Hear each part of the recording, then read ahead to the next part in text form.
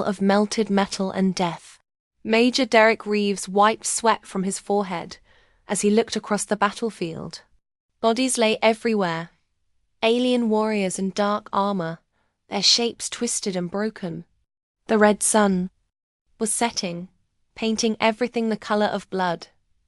Derek's muscles hurt under his black tank top.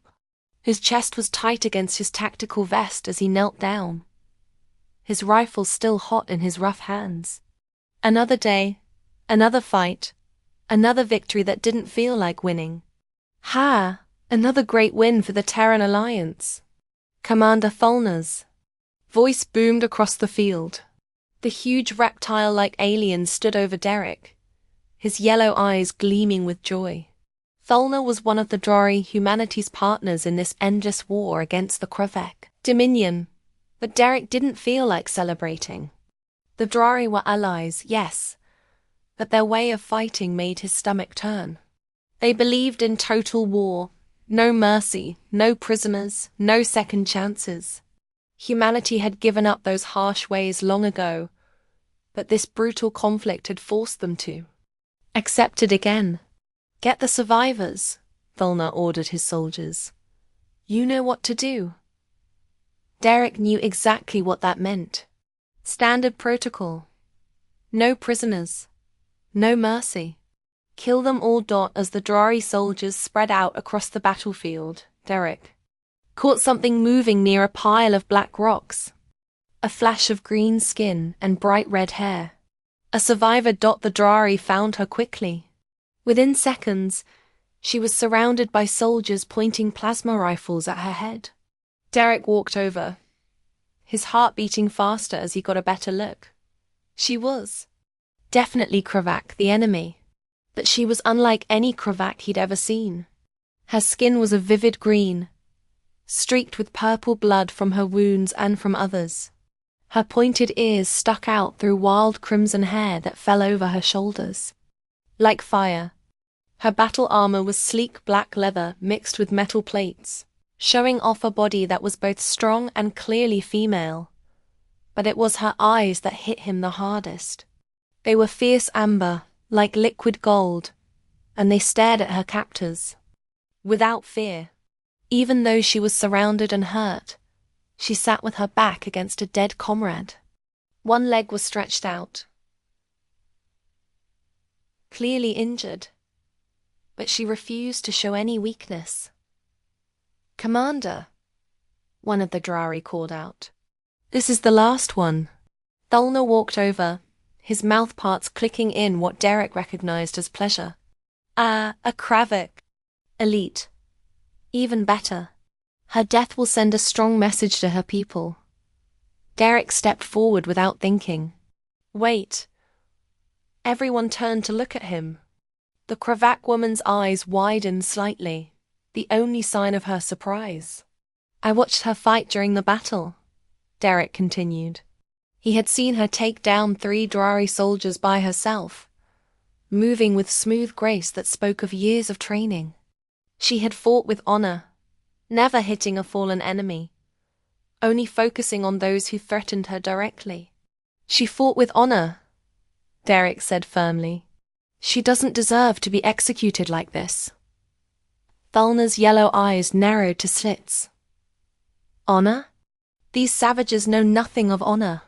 They've killed millions across 7 star systems. Not this one. Derek insisted, stepping between the Drari soldiers and the captive. I'm invoking Article 17 of the Alliance Charter. Prisoners who show valor in battle are to be taken for questioning, not killed on the spot. The battlefield went completely silent. The Kravak woman's eyes widened slightly, the only sign of her surprise at hearing human military law quoted. You dare cite human laws to me? Thalner's voice dropped to a dangerous rumble. On my battlefield? Our battlefield, Derek corrected, his voice steady. And yes, I do. Lower your weapons. For a moment, Derek thought Thalner might back down. Then the commander's inner eyelids flickered, a sign Derek had learned to recognize as rage building up. Fire, Thalner ordered. Derek's training kicked in instantly. His rifle swung up, muscle memory guiding his aim. He fired 3 precise shots. 3 Drari soldiers dropped before they could pull their triggers. The others hesitated, caught between loyalty to their commander and fear of the human's legendary reflexes. That moment of hesitation cost them their lives. 15 seconds later, Derek stood among a new set of corpses. His rifle barrel glowed, hot from the rapid firing.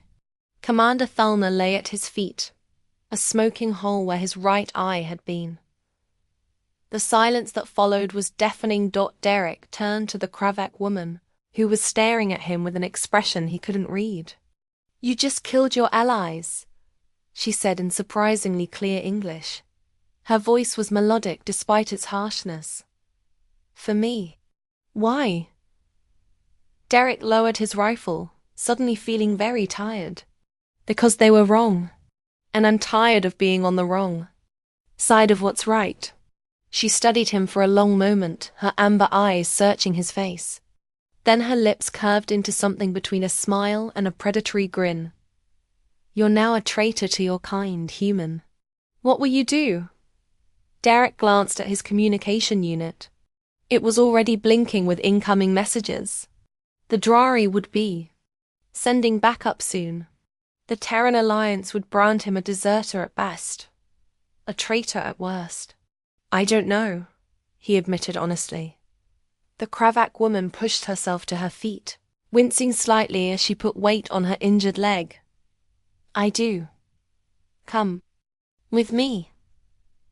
"Where?" Her amber eyes gleamed with something that might have been hope. "To my people, where you won't be hunted like an animal. Where what you did today makes you a hero, not a criminal." Derek knew he should refuse.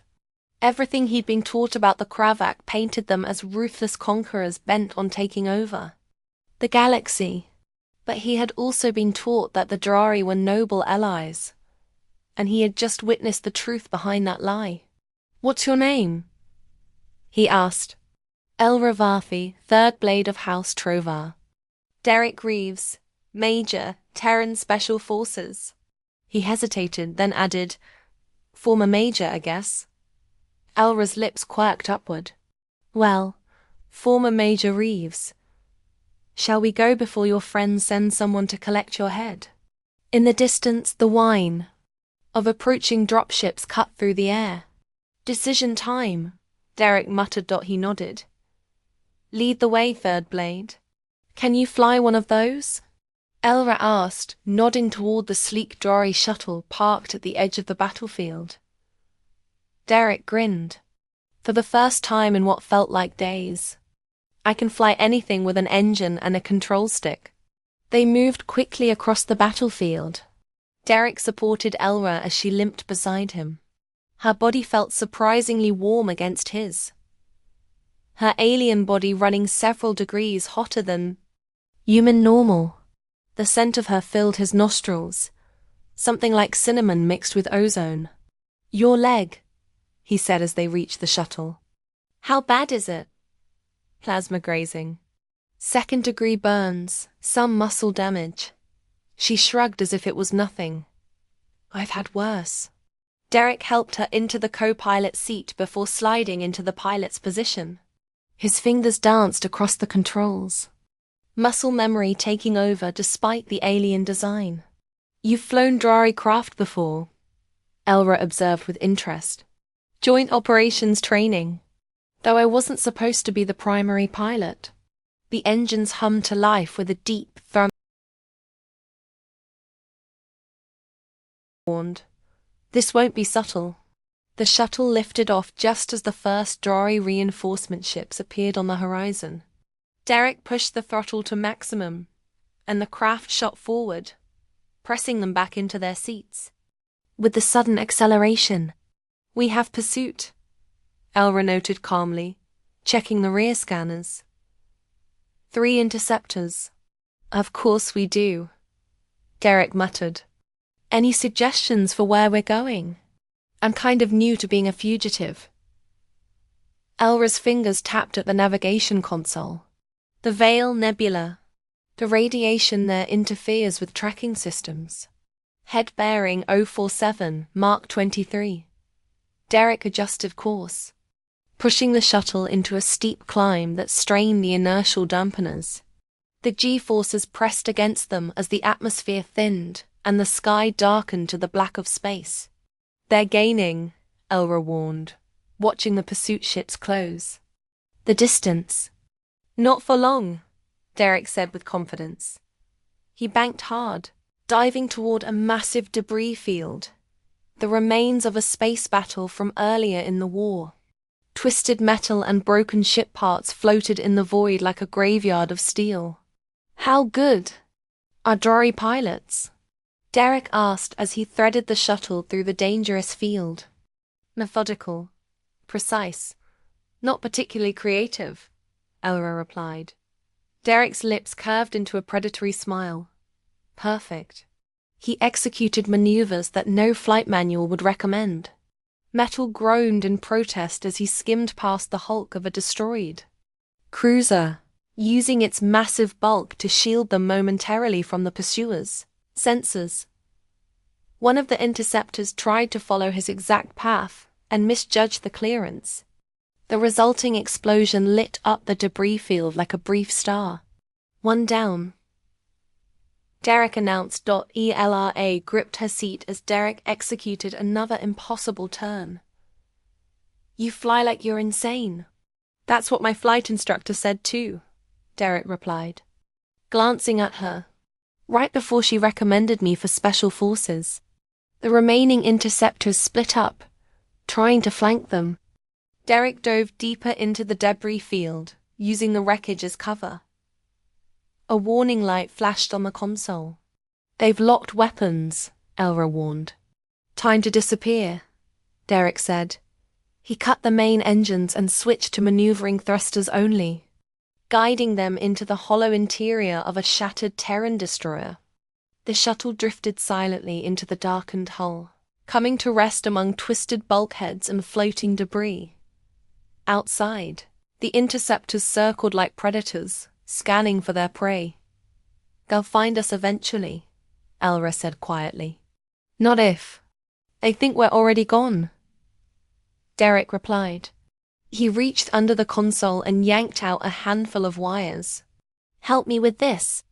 Together, they quickly assembled a makeshift device from the shuttle's emergency beacon and navigation system. "Frequency shifting transmitter," Derek explained as they worked. "It'll mimic our engine signature but make it appear we've jumped to light speed."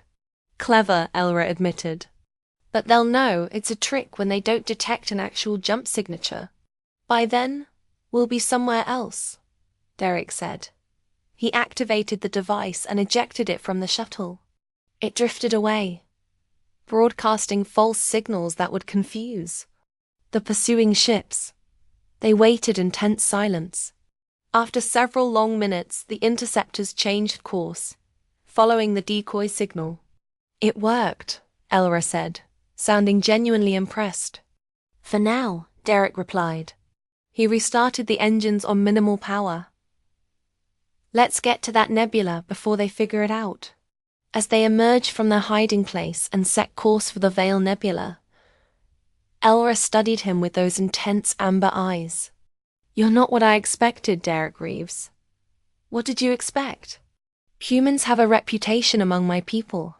Technologically innovative but physically weak. Morally righteous but practically hypocritical." She paused, considering her words.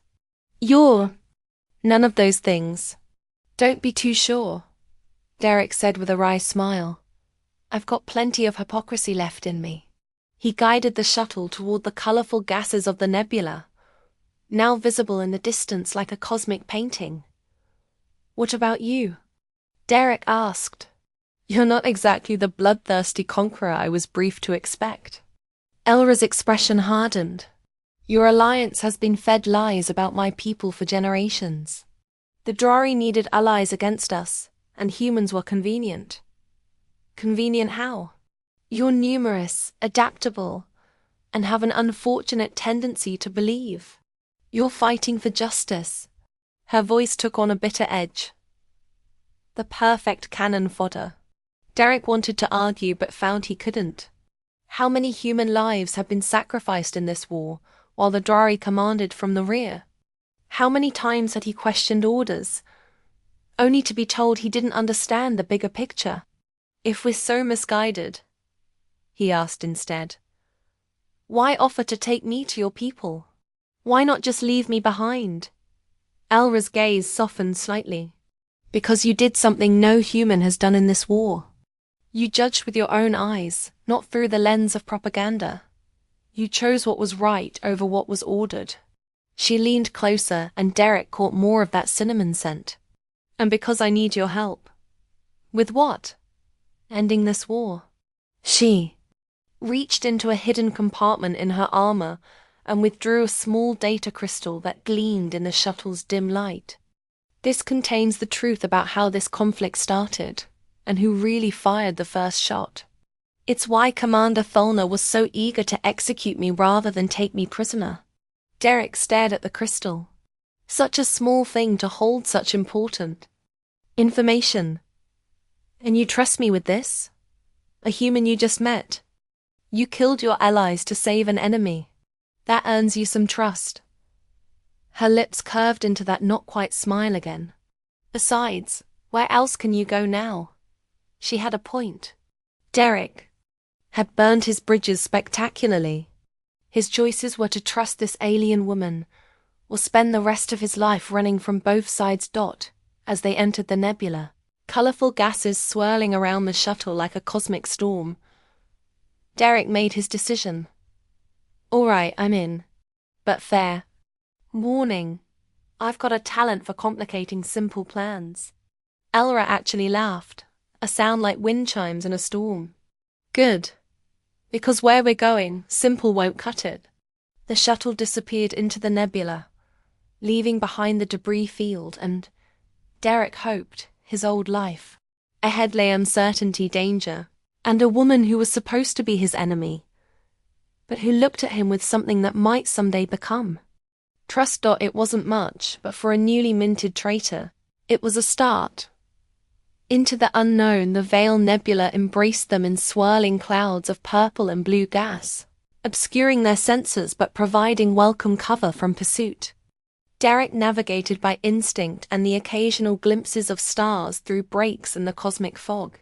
We should be safe to drop out of the nebula in about 20 minutes, Elra said, studying the navigation display.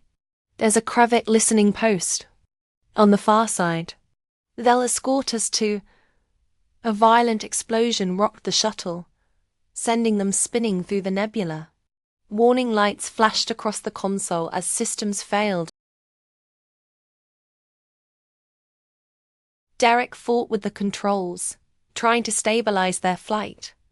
Elra's fingers danced across the damaged control panel. Engine breach.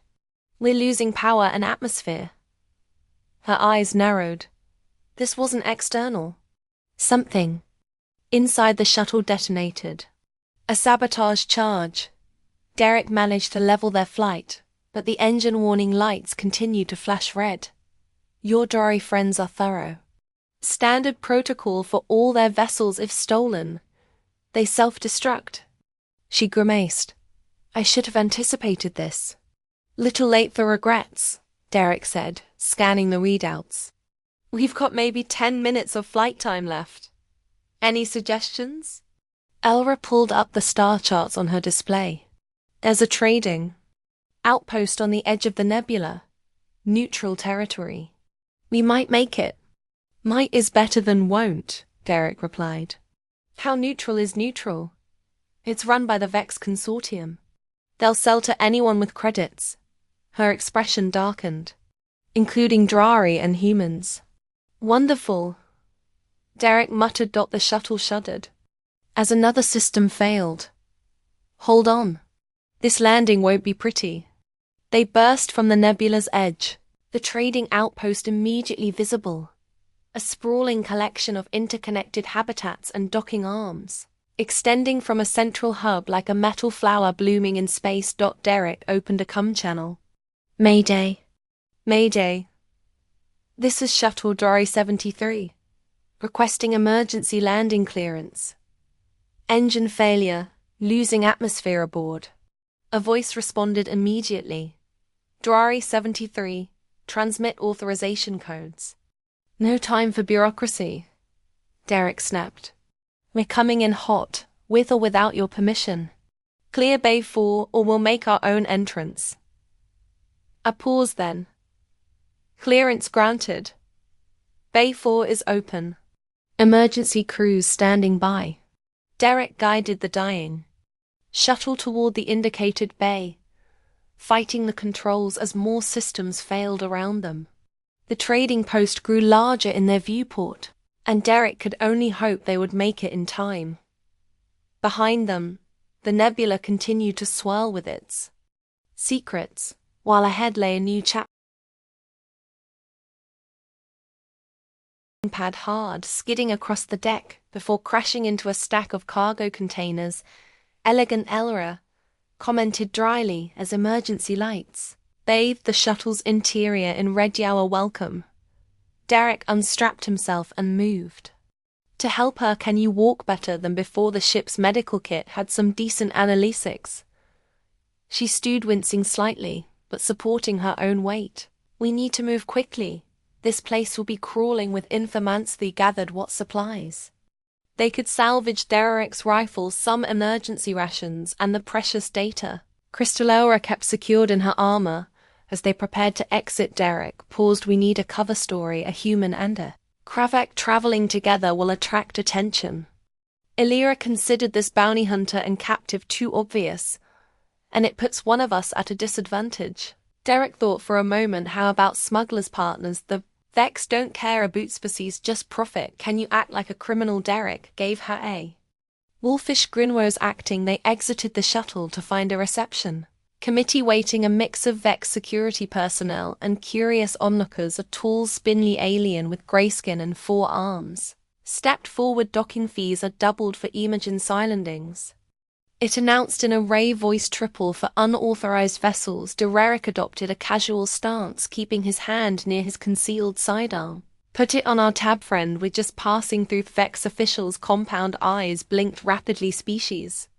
Human and Kravik, unusual partnership credits, don't care about species. Derek replied smoothly, and we've got a shipment to deliver that's already late. Your vessel appears inoperable, hence our current predicament. Elra stepped forward, her posture shifting subtly to something less military and more mercenary. We need transportation to the outer rim, discreet transportation. The Vex's antenna twitched with interest. Consortium can arrange this for a price, of course. Derek pulled out a credit chip he'd taken from the shuttle. Drari military issue, this should cover it. The Vex scanned the chip, its eyes widening slightly. Indeed, follow me to the commerce center. We will accommodate your needs. As they followed the official through the bustling trading post, Derek kept a watchful eye on their surroundings. The place was a melting pot of species, some he recognized. Many headant merchants hawked wares from across the galaxy, from exotic foods to questionable weapons. The air smelled of spices, fuel, and too many bodies in too small a space. Stay alert, he murmured to Elijah. This place screens trap. All trading posts are traps. She replied quietly.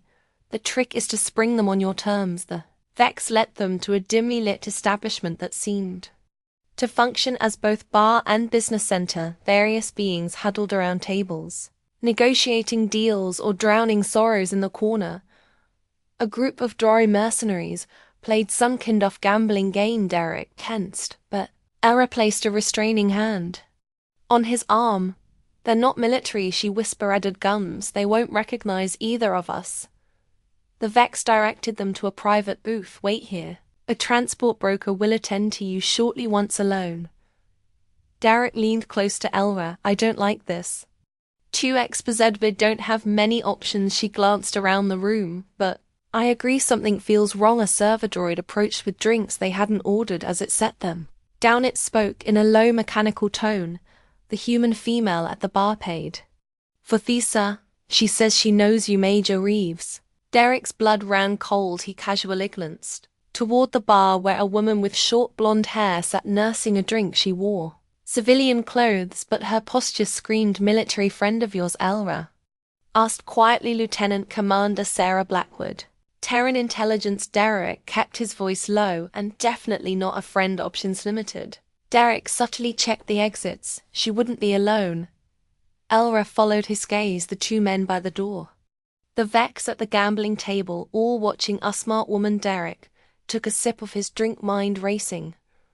We need a diversion, lips curved into a predatory smile. Allow me before Derek could respond, she slid closer to him, one hand moving to his thigh, while the other caressed his chest. To any observer, they looked like lovers sharing an intimate moment. Derek played along, leaning into her touch. The Drari mercenaries, she whispered against his ear.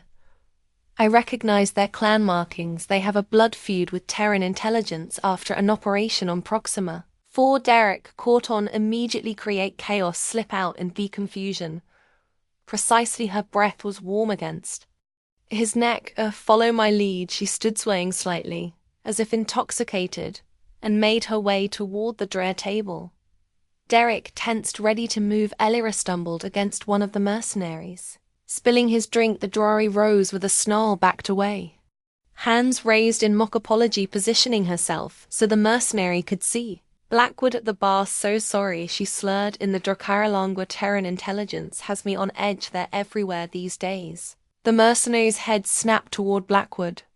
Recognition flashed in his eyes, followed by rage. Within seconds, their Drakari table erupted in motion, weapons appearing as they moved toward the bar shelves. Erupted. Blackwood's team responded instantly, drawing weapons. The trading post patrons scattered, seeking cover or exits. Derek seized the moment, grabbing Elra's arm as she circled back to him. Service corridor, he hissed, pulling her toward an unmarked door behind the bar. They slipped through just as plasma fire erupted behind them. The narrow corridor led deeper into the station, away from the fighting. That was reckless, Derek said as they ran. Elijah laughed, a sound of genuine amusement, effective, though we still need transport. The docking bays are this way, she replied. Taking the lead, I memorized station layout while the Vex was processing our payment. They navigated the maze of service corridors, avoiding security checkpoints twice. They had to duck into a loves to avoid patrols pressed together in the narrow space. Derek became acutely aware of Elra's body against his, her alien warmth seeping through their clothing. You smell like cinnamon, he found himself saying during one such moment. Her amber eyes met his, amusement dancing in their depths. You smell like adrenaline and gun oil, not unpleasant for a human. The moment passed as the patrol moved on, but something had shifted between them, a tension that wasn't entirely about survival. They reached the secondary docking bay, finding it less heavily guarded than the main concourse. A variety of small vessels waited, Moschin attended. That one Aira pointed to a sleek courier ship with minimal markings, Fastwelland. And the security protocols are known to me. You've stolen one before, let's say. I've had occasion to borrow similar models. Her smile was Al Predator. They approached the ship. Cautiously, Aira worked quickly at the access panel while Derek kept watch. Hatch slid open with a soft hiss. Impressive, Derek murmured. Save your admiration for when we're safely away. She slipped inside. Derek, following close behind. The ship's interior was compact but well designed, clearly built for speed rather than comfort. Ella took the pilot's seat, her fingers dancing across the controls with practiced ease. Can you handle the weapon systems? She asked as Theme Jeans hummed to life. Derek settled into the co-pilot's chair, familiarizing himself with the controls. Different configuration than I'm used to, but the principles are the same. The ship lifted off smoothly for armament. Derek thought they might escape unnoticed, then alarms blared across the docking bay. So much for stealth, Elra muttered, pushing the throttle forward. The courier ship shot from the bay, acceleration pressing them back into their seats behind them. The trading post defense systems activated turrets tracking their flight path. They're targeting us, Derek warned, watching the tactical display. Expected. Alir executed a series of evasive maneuvers, countermeasures. Ready. Derek activated the ship's defensive systems. Ready. The first volley of fire from the station lands toward them. Elra led the ship, evading most of the barrage, while Derek deployed countermeasures against the rest. We've got vessels launched in pursuit. Can you hold them off until we reach jump distance? Derek grinned. Watch me. He took control of the weapon systems, targeting the lead pursuer with surgical precision. The ship's cannons fired, disabling the security vessel's engines without destroying it completely, showing restraint. Asked, impressed they're just doing their jobs. Derek targeted the second vessel's weapons. Array unnecessary casualties complicate diplomatic relations. Elira Lafadia, already thinking like a diplomat. You've been a traitor for less than a day. I'm adaptable. Derek disabled Beastkin pursuer, forcing it to break off. It's a human trait. The third security vessel, seeing the fate of its companions, broke off pursuit voluntarily ahead. This does beckon jump coordinates set for Quebec space. Lara announced ready. Derek took a final look at the receding trading post, knowing he was about to cross a threshold from which there would no return. Ready. The stars stretched into lines as the ship jumped to faster-than-light travel, carrying them toward an uncertain future in enemy territory. The courier ship dropped out of faster-than-light travel at the edge of the Kravik system, a binary star glowing crimson and gold against the black of space. Derek stared through the view screen at the unfamiliar constellation. Reality of his situation finally sinking in.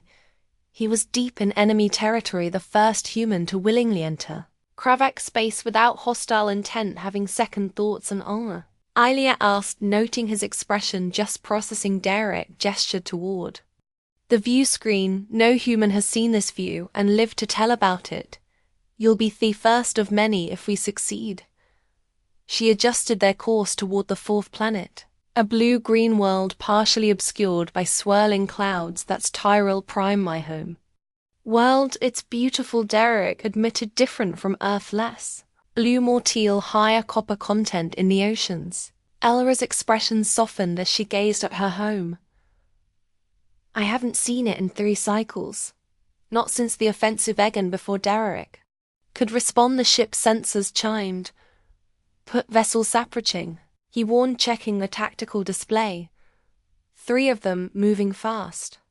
Elia opened a communication annal. This is Third Blade Elra and Vari of House. Tyrell verification code Crimson 7 Delta 9. I am returning from mission with critical intelligence and am diplomatic asset. There was a pause before a gruff voice responded. Verification confirmed the Third Blade. However, our scans detect a human life sign aboard your vessel. Explain. Elra glanced at Derek. The human is under my protection. He defected with vital intelligence, and I invoke the right of sanctuary.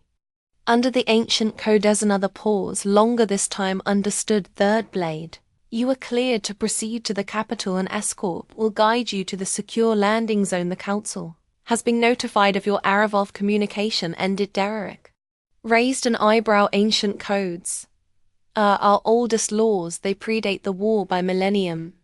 Ella's lips curved into a slight smile. Even in teams of conflict, certain traditions must be respected. The right of sanctuary is one of them. And what does it mean? Form. It means no harm can come to you while under my protection, at least until you've been presented to the council. Her expression turned serious. After that, your fate will depend on the value of your information and your ability to convince them of your sincerity. No pressure. Derek muttered. The patrol vessels took up positions around their ship, guiding them toward the planet. Asti descended through the atmosphere. Derek got his first close look at Kavach civilization. The capital city sprawled across a coastal plain, its architecture a blend of soaring spires and terrace structures that seemed to grow organically from the landscape. Unlike human cities with their rigid grids, Kravak urban planning followed natural contours, creating a harmonious flow that was both alien and strangely beautiful. They landed on a platform adjacent to what appeared to be a government. Complex armed guards waited, their posture alert but not overtly hostile. Stay close to me, Elra instructed as they prepared to disembark. Speak only when spoken to and try not to look too human. Derek snorted "I'll do my best" the moment they stepped off the ship. Derek felt the weight of dozens of eyes on him. Curiosity and suspicion. He straightened his spine, meeting their gazes with calm dignity at all. Cravatmail stepped forward, his green skin darker than Elra's, marked with intricate epitons that Derek assumed indicated rank third. Blade, he greeted Elra with a formal gesture. "The council awaits Commander Vexnor." Elra returned the gesture. "This is Major Derek Reeves, formerly of Terran Special Forces. He is under my protection." Vexnor's yellow eyes narrowed as he studied Derek, the first human to willingly enter our space, either very brave or very foolish. "I've been called both," Derek replied. Evenly a flicker of surprise crossed Vex's face, followed by what might have been reluctant respect. "Follow me." They were escorted through the complex drawing stairs. From every K-bark they passed, Derek maintained his composure. Though his combat instincts screamed at being surrounded by lifelong enemies, he noticed that while the military personnel were exclusively male, as O had mentioned, females occupied many other positions of apparent authority. The council chamber was a circular room with a due ceiling that mimicked the night sky. 7 Kravik elders sat in a semicircle, their skin paler green than the younger members of their species, marked with the wisdom lines of age. At center sat a female whose bearing commanded immediate respect. High Counselor NRA whispered to Derek. My grandmother. Derek barely had time to process this revelation before they were announced. Third Blade Elra Invari of House Tyr the Herald proclaimed, and Major Derek Reeves of Earth. They approached the center of the chamber. Elra performed a formal bow which Derek mirrored. Rise, granddaughter. High Counselor Nara's voice was strong despite her age. Explain the presence of this human in our sacred halls. Illyra straightened, honored. Council, I bring before you a warrior who chose honor over loyalty to a corrupt cause. When Drari forces attempted to execute me in violation of the battle codes, Major Reeves intervened, killing his own Aliesto prevent an unjust death. Murmurs rippled through the chamber. Nero raised a hand for silence. Is this true, human? She asked, fixing Derek with a penetrating gaze. It is, High Counselor. Derek replied. I witnessed Third Bloody Lyra fight with honor. Her execution would have violated not only your battle codes, but my own principles that led you to betray your species. One of the male counselors asked sharply. Derek met his gaze. I betrayed no One was betrayed by leaders who allied us with the Drari, despite their dishonorable tactics by commanders warded us to commit acts that violated everything humanity once stood for. Hepaus, I chose to stand for those principles even against my own kind. Their council members exchanged glances. Nero leaned forward. Noble words, Major Reeves, but words are win without proof. A stepped forward, producing the data crystal. I have that proof. Grandmother Fees contains intelligence. I gathered during my infiltration mission evidence that the Drakari manipulated both our peoples into this war. She placed the crystal in a reader at the center of the chamber. Holographic images sprang to life. Documents, recordings. Tactical analyzers. Derek watched as the council members' expressions shifted from skepticism to shock, then to cold anger. This confirms what our deep intelligence has suspected. Nerva said finally. The Drari orchestrated the Proxima massacre to appear as a Krabat attack. 3,000 human colonists died. Eric said quietly. It was the catalyst that brought Earth into the war on the Drakari side, and they staged the destruction of our science outpost at Vega. Another counselor added. 600 Kravak civilians lost.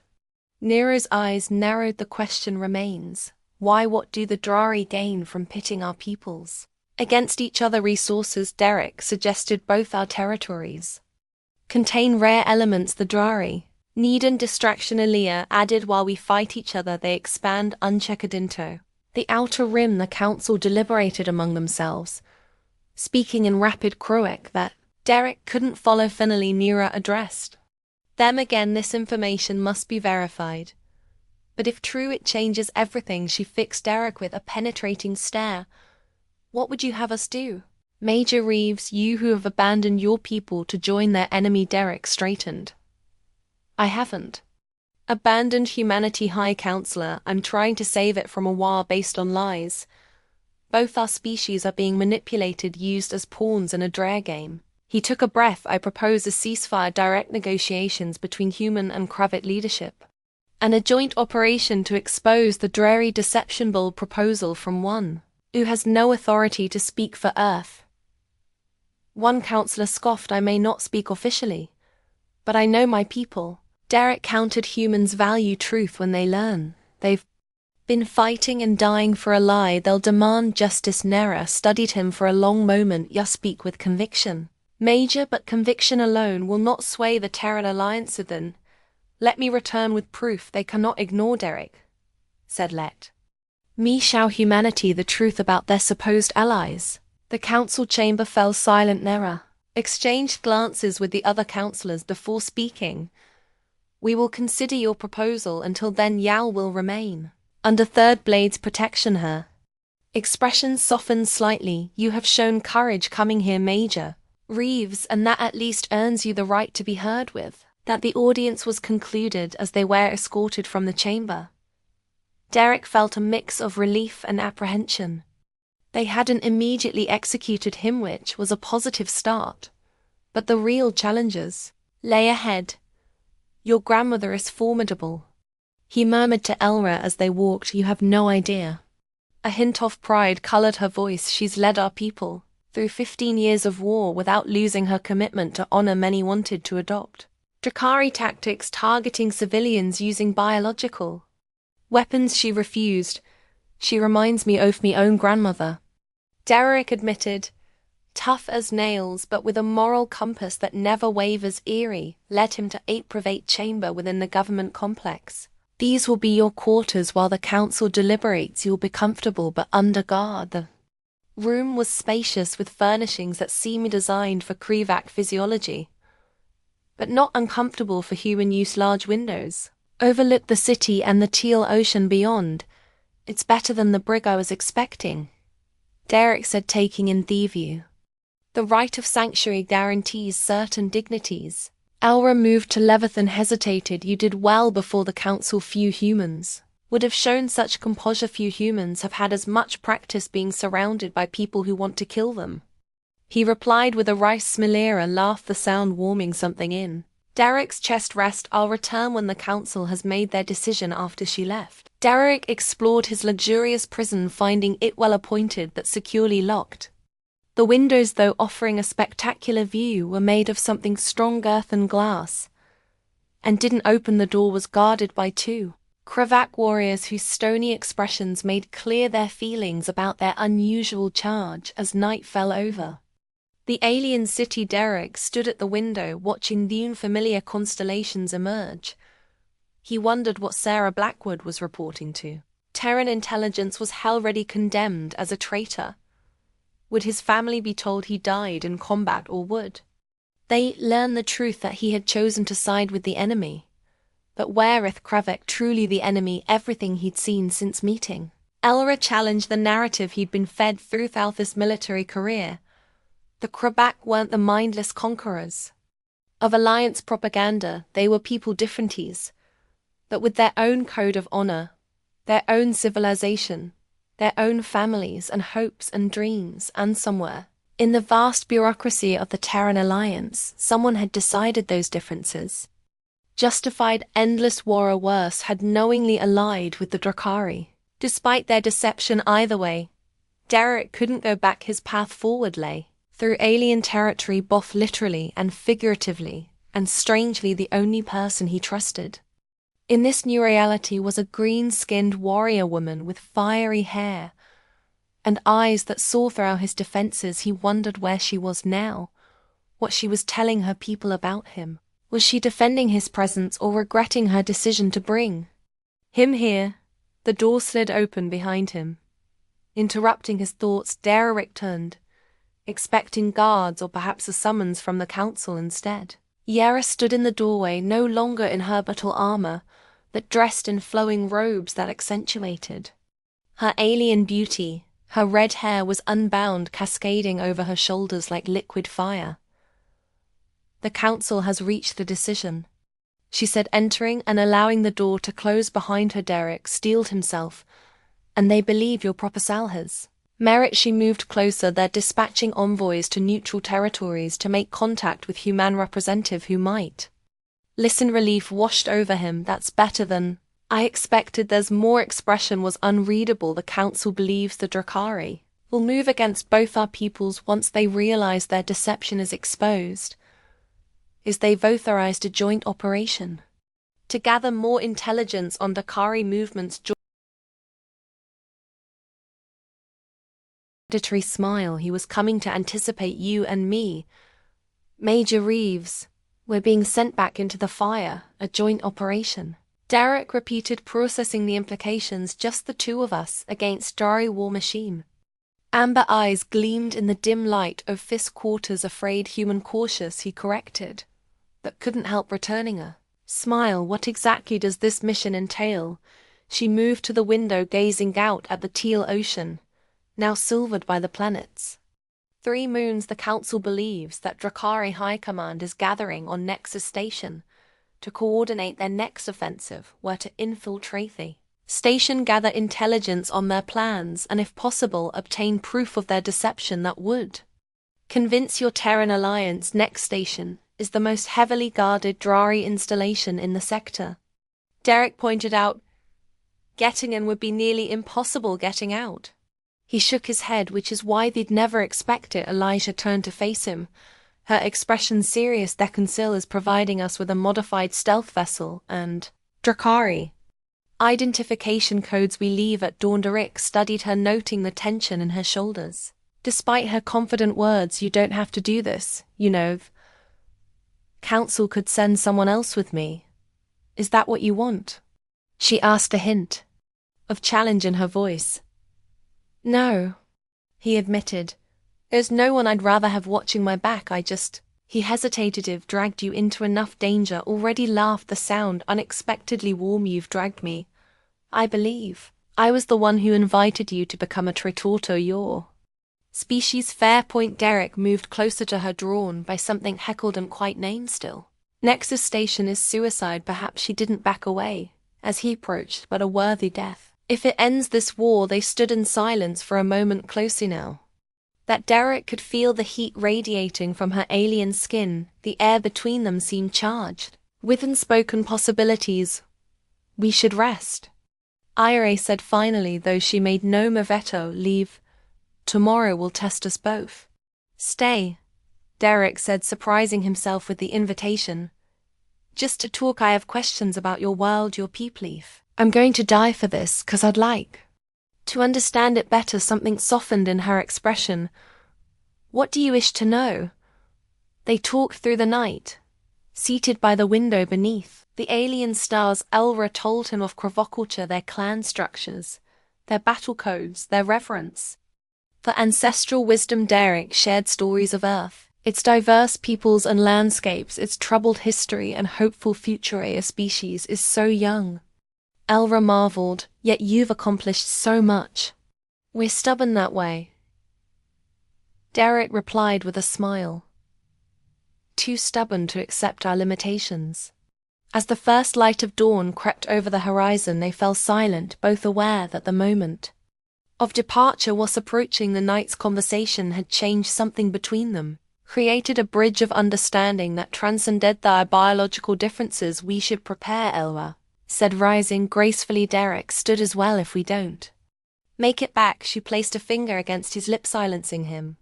"We will speak of victory, not defeat." Her touch lingered longer than necessary, her amber eyes searching his. Then she was gone, leaving Derek to prepare for what might be his final mission. The stealth vessel was waiting at a secure launch facility. Its sleek black hull, absorbing rather than reflecting light, it was smaller than Derek had expected, clearly designed for speed and stealth, rather than comfort. Chewis and crew explained as they boarded. "Minimal power signature. We'll be practically invisible until we dock, and after we dock," Derek asked, settling into the co-pilot seat. "Then we rely on these," she handed him A draw identity chip. You'll be Commander Vexenar Security. Consultant Albehis Administrative Assistant Derek raised an eyebrow. Will they believe a Kravik is working for the Droithia are always mercenaries willing to betray their kind for profit. Her expression darkened. The Drakari exploits it. Weakness. They launched without ceremony, the stealth vessel slipping into space like a shadow as Tier Prime receded behind them. Derek felt a strange mixture of anticipation and dread. They were heading into the heart of enemy territory with minimal backup in a plan that relied heavily on luck. Second thoughts? Elra asked, noting his expression. Just wondering how I ended up here. He replied honestly. A month ago I was a decorated officer following orders now. I'm a traitor on a suicide mission with an alien warrior woman. Regrets? Derek looked at her, really looked at her beyond the green skin, and pointed ears was. A person of honor, courage, and surprising compassion, someone who had trusted him when she had every reason to not a single one, he said the journey to Nexus Station took 3 days in the confined space of the stealth vessel, 3 days of shared meals. Shared stories and increasingly shared glances that lingered longer than necessary. The tension between them grew with each passing hour. A different kind of tension than the mission-related stress they both felt on the final night before reaching their destination as artificial gravity shifted during a course correction. Elra stumbled against Derek's arms, went around her, instinctively steadying her. Neither moved to break the contact. Derek, she said softly, his name sounding exotic in her accent. I know, he replied, understanding the unspoken warning. This was Dangaral's territory, more dangerous in some ways than the mission ahead. But as her amber eyes met his, neither seemed willing to step back from the precipice. Derek's hand moved to her face, tracing the delicate patterns of darker green that marked her cheekbone. Her skin was warm and surprisingly soft beneath his fingers. This is unwise, she murmured even as she leaned into his touch. Wisdom is overrated, Derek replied, and closed the distance between them. Their first kiss was tentative, an exploration of the unknown. Her lips were warmer than a human's, with a faint taste of spice that reminded him of cinnamon for a moment. Derek feared he had crossed an unforgivable line then. Elra's arms wound around his neck, pulling him closer, as the kiss deepened into something hungry and primal. Cultural differences melted away, replaced by a more ancient language that required no translation. They came together in Theshup's small sleeping quarters and discovering each other's bodies with wonder and growing desire. Where Derek had expected alienness, he found compatibility. Where he anticipated strangers, he found familiar passion. Their love making was both tender and fierce, a claiming of each other that transcended species. Afterward, as they lay entwined in the dim light of the ship's night cycle, traced the scars on his chest. With gentle fingers among my people's scars, air marks of honor, she said softly, each tells a story of survival. And what story do you read in mine? Derek asked, capturing her hand and bringing it to his lips. That of a warrior who has faced a death many times. Her amber eyes met his, and who is not afraid to face it. Aganda Eric pulled her closer. With you beside me, I'm not afraid of anything. Morning found them approaching Nexus Station, in the massive Drari installation looming against the backdrop of space. Reality intruded as they prepared for the infiltration, in Drari uniforms and checking their concealed weapons. Remember minimal communication, Elra instructed as they prepared to dock. Let me do the talking when possible. Your accent would give you away. Derek nodded, focusing on the mission, despite the lingering awareness of her body against his just hours before get in access. The central database, get out. Simple. Nothing about this is simple, she replied, but there was a warmth in her eyes that hadn't been there before. The docking procedure went smoothly, their forget credentials accepted without question as they stepped onto Nexus Station. Derek felt exposed despite the Drakari uniform. Every passing officer seemed to stare armament too long. Every security scanner appeared to focus on him specifically, and moved with confident purpose, leading them through the station's corridors toward the Central Command. section. Their plant relied on accessing a specific terminal that connected to high command security work. A terminal located in a restricted area that would require both timing and luck to reach. Security checkpoint ahead, Derek murmured. As they approached a guarded doorway, follow my lead. Elra replied, straightening her posture and adopting a subservient demeanor that seemed at odds with her warrior nature. She approached Drakari guard presenting their identification with a differential bow, Commander Vexana, to inspect their communication systems. By order of High Command, the guard examined their credentials, his reptilian eyes. Narrowinji have no record of this inspection. The order came directly from Admiral Krelela. Replied smoothly, if you wish to contact him for verification. Guard hesitated, clearly unwilling to disturb a superior officer over what seemed a routine matter. Proceed, but be quick about it. They passed through the checkpoint, both releasing a breath once out of earshot. Admiral Krell, Derek asked quietly, name I gambled the guard would recognize her but not contact directly. Elwa explained, Drakari military hierarchy is rigid. Lower ranks avoid drawing attention from superiors. They reach the communication center without further incident. Derek stood guard while Alira accessed the terminal, her fingers moving swiftly across the alien interface. I'm in, she whispered after several tense minutes downloading the common protocols now. Derek watched the corridor, every sense alert for approaching danger. How much longer? Almost there. She removed a data crystal from the terminal. I have it. Including her eyes widened. Derek, they're planning a strike against a kind of new weapon when 3 days from now. She secured the crystal in her uniform. We need to warn. An alarm blared, suddenly cutting her off. Red lights flashed along the corridor as a mechanical voice announced security breach. In Section 7, all personnel on alert. That's us. Derek said grimly, our cover's blown. They moved quickly toward the exit. Abandoning stealth for speed, as they rounded a corner, they encountered a squad of Drakari security forces, weapons raised. Hall, the lead officer commanded.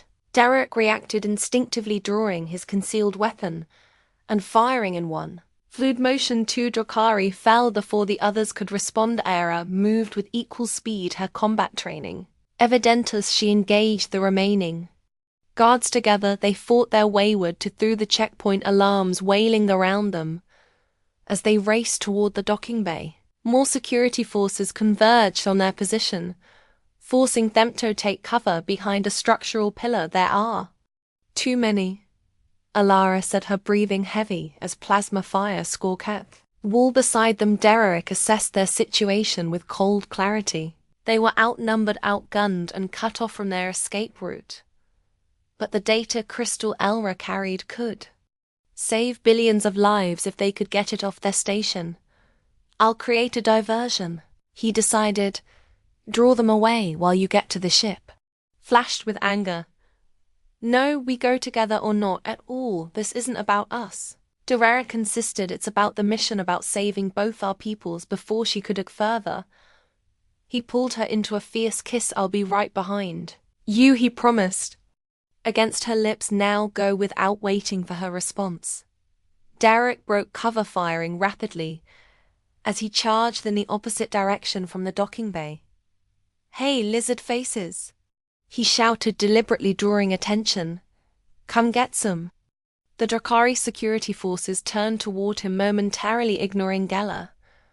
She hesitated for just a moment, anguish clear in her eyes, before seizing opportunity to move towards the docking bay. Derek led his pursuers on a chaotic chase through the station, using his knowledge of droid tactics to stay one step ahead. He knew he couldn't escape, but every minute he kept them occupied was another minute for Elra to reach the ship, finally cornered in a maintenance section with no way out. Derek prepared for his last stand. The Drakari approached cautiously, weapons strained on him. Surrender, human, their commander ordered. Derek smiled grimly. Not today. As he raised his weapon for a final feudal gesture of defiance, their station rocked with a massive explosion. Emergency klaxons blared as artificial gravity fluctuated the Drari were thrown off balance, giving Derek an opening to break through. Their line heron toward the source of the explosion, the docking bay, his heart pounded with fear for Ada. But as he reached the bay, saw their stealth vessels still intact, hovering just outside the damaged docking port. The ship's hatch was open and Ella stood in the doorway firing cover shots at the pursuing Drakari. "Jump!"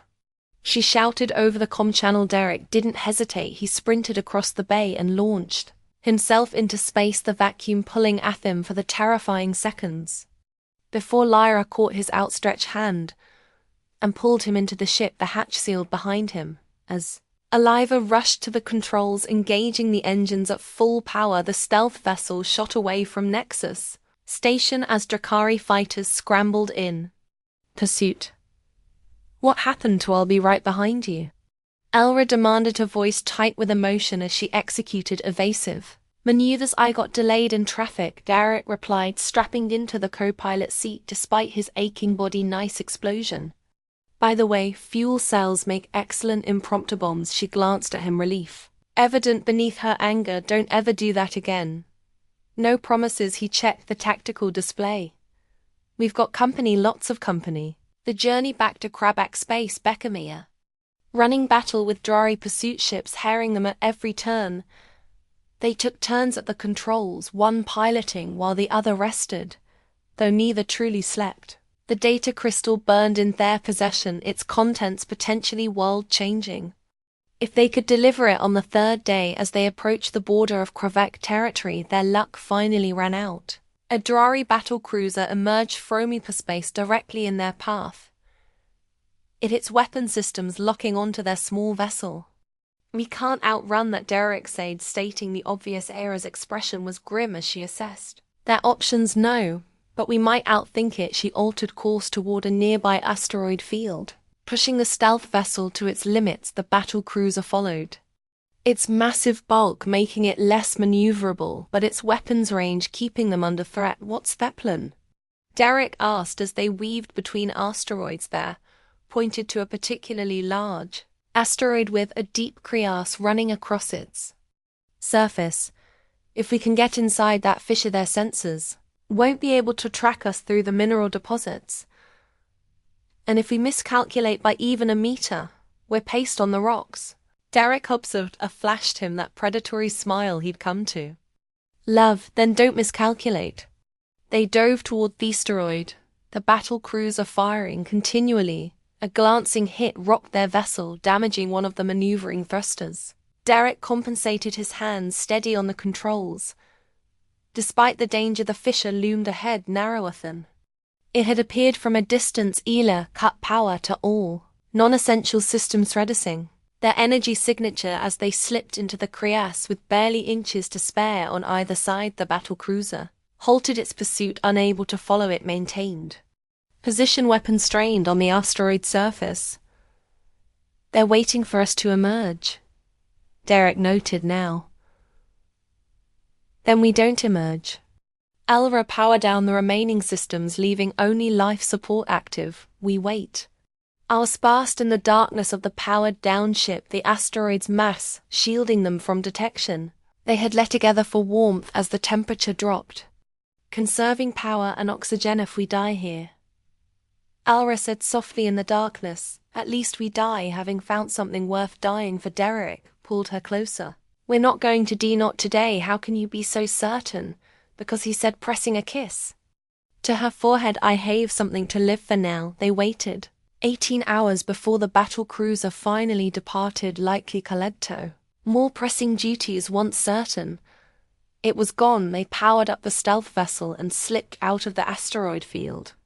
Setting course for Krabak Space at maximum speed, they crossed the border without further incident, both exhaling in relief as friendly territory enveloped them. The data crystal was safe. Their mission, against all odds, had succeeded. The reception on Terral Primu was triumphant. The council convened immediately upon their return, the evidence they'd gathered confirming the Drakari's planned simultaneous strike against both homeworlds. Emergency defensive measures were implemented while diplomatic channels to Earth were opened using the proof of Drakari. Deception to Derek's surprise. Certain elements within the Terran Alliance had already harbored suspicions about their Drakari allies. The evidence he and Elrat provided was the catalyst needed for a dramatic shift in alliance structures within weeks.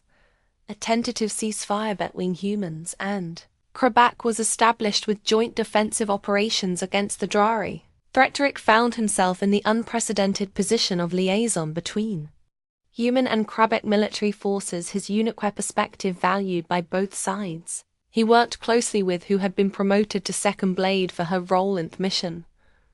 Their professional partnership continued to deepen into something more personal, their initial passion maturing into a deeper bond that transcended cultural differences. They found humor in those different directs. Inability to pronounce certain Krovak words, Elra's bewilderment at human idioms, the occasional cultural misdundance.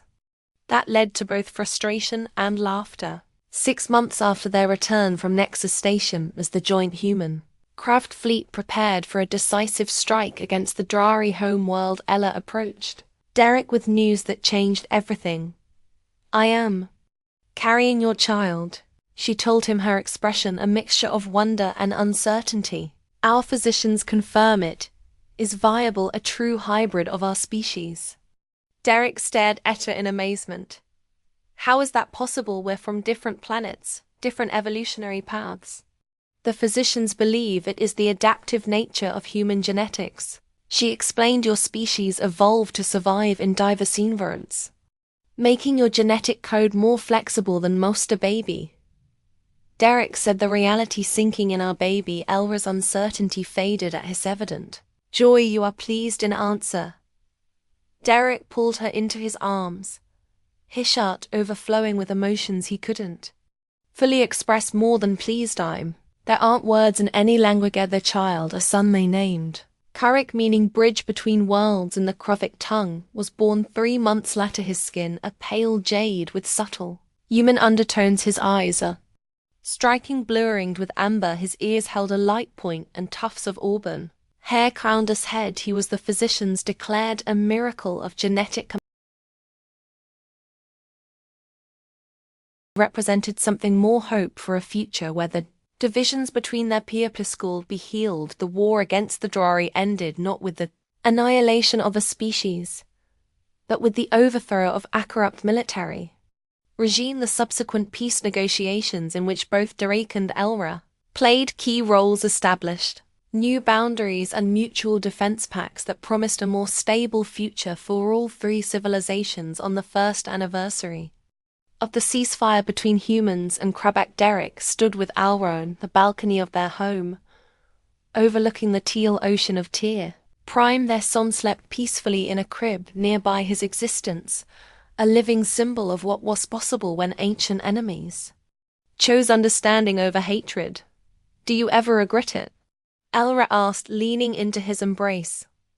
"That moment on the battlefield when you chose to save me?" Derek looked out at the alien sunset, then down at their sleeping child, then finally at the woman who had transformed from enemy to ally, to the love of his life. "Not for a single second," he replied, and sealed the words with a kiss as the 3 moons of her world rose over the